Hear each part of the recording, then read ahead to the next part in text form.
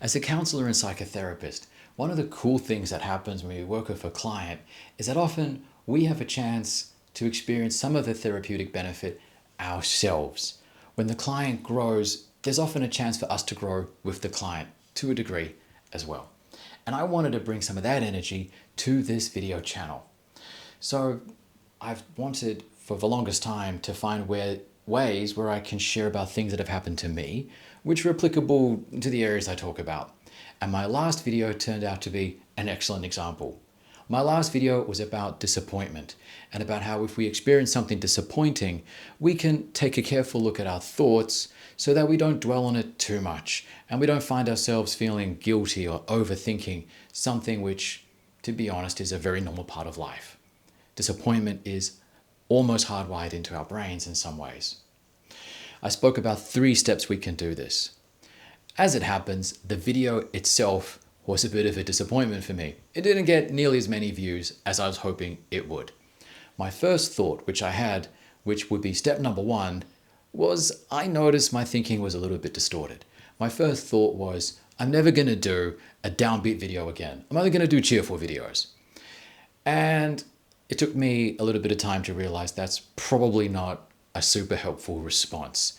It's a great example of all or nothing thinking, black and white thinking, or predicting the future wrongly. If something happened once, it has to happen again, so we won't try it again.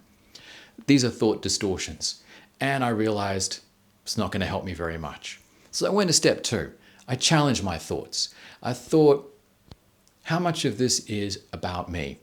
If you've ever made a YouTube video, you probably know a lot of your popularity isn't really about you. There's all kinds of algorithms, competing content, who knows what.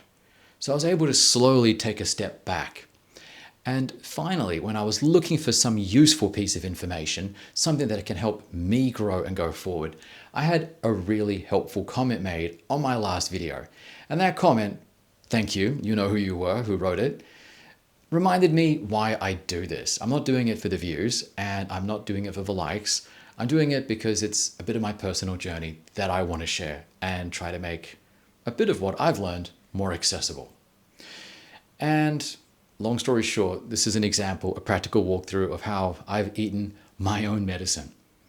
So please subscribe if you find this kind of content useful, these kind of practical psychology tips that can help you have better conversations, for better connections, to have better adventures with the people you care about. Please subscribe, stay tuned, and share your comments. They're incredibly helpful for me as I plan what to do next.